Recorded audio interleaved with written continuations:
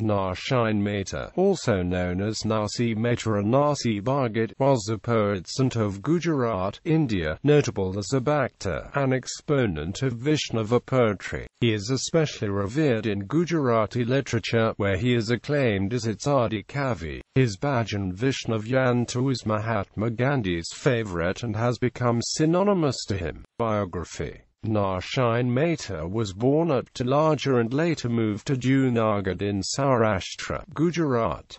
He lost his parents when he was 5 years old. He could not speak until the age of 8. He was raised by his grandmother Jai Gauri. He married Manik Bai probably in the year 1429.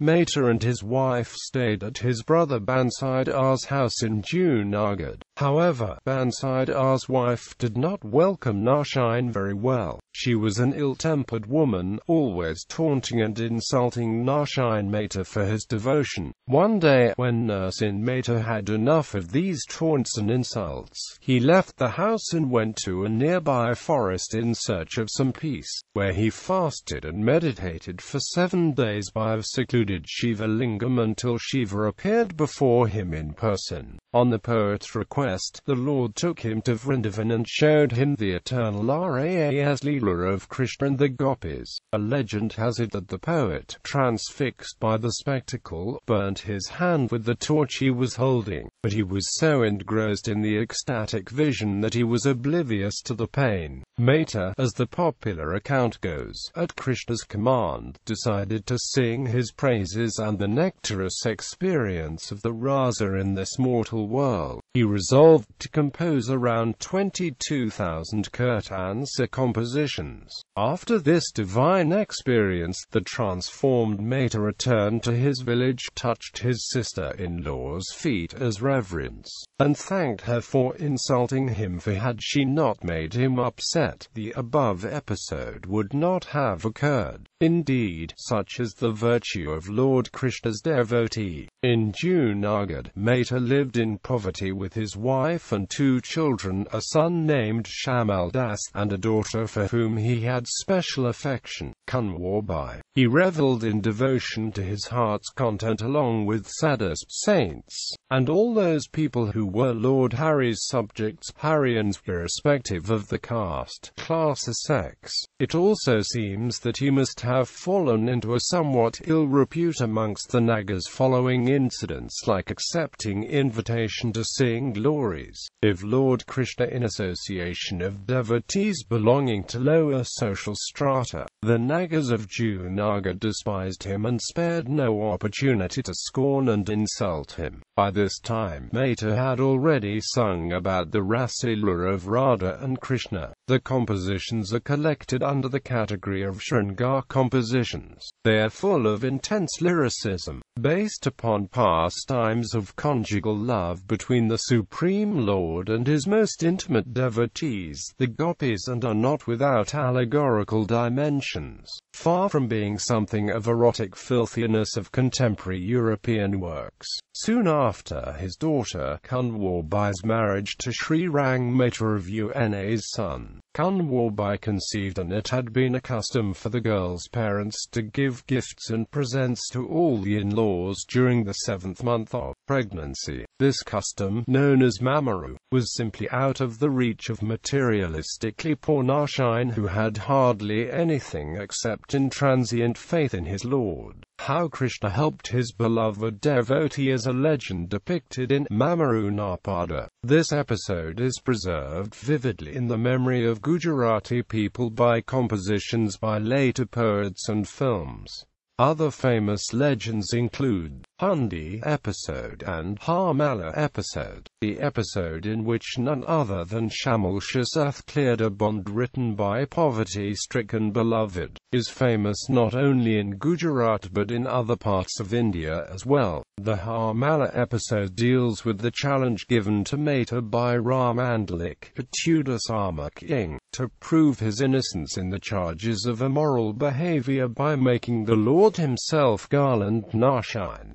Mehta depicts this episode, how Sri Krishna, in the guise of a wealthy merchant, helped Mehta in getting his son married, is sung by the poet in Putra Vivanapada. He went to Mangrol where, at the age of 79, he is believed to have died. The crematorium at Mangrol is called Narsinh Mehta, where one of the sons of Gujarat and more importantly a great Vaishnava was cremated. He will forever be remembered for his poetic works and devotion to Lord Krishna. He is known as the first poet of Gujarati Adi Kavi works. Mehta is a pioneer poet of Gujarati literature. He is known for his literary forms called pada, arkan, and prabhatiya. One of the most important features of Mehta's works is that they are not available in the language in which Narsinh had composed them. They have been largely preserved orally.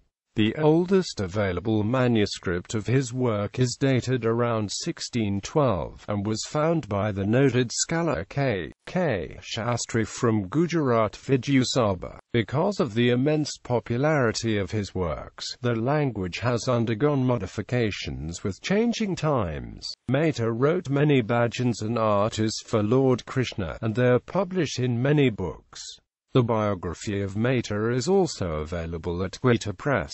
For the sake of convenience, the works of Mehta are divided into three categories: autobiographical compositions, Putra Viva, Mamaru, Hundi, Hasame no Pada, Jari na Pada, and compositions depicting acceptance of Haryans. These works deal with the incidents from the poet's life and reveal how he encountered the divine in various guises. They consist of miracles showing how Narsi's Lord helped his devotee in the time of crises.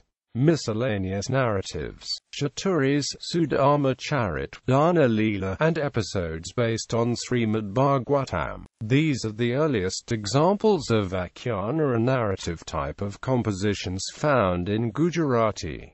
These include Chaturis, 52 compositions resembling Jaydeva's masterpiece Gita Govinda, dealing with various erotic exploits of Radha and Krishna. Dana Leela, poems dealing with the episodes of Krishna collecting his dues from gopis who were going to sell butter, milk, etc. to Mathura.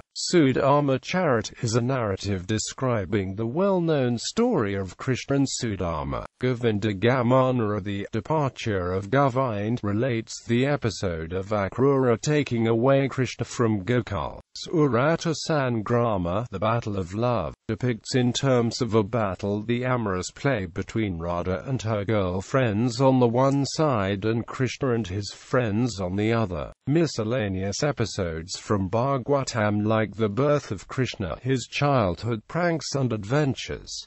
Songs of Sringa. These are hundreds of padas dealing with the erotic adventures and the amorous exploits of Radha and Krishna like Ras Leela. Various clusters of padas like Rasa Sahas Rapidi and Sringamala fall under this head.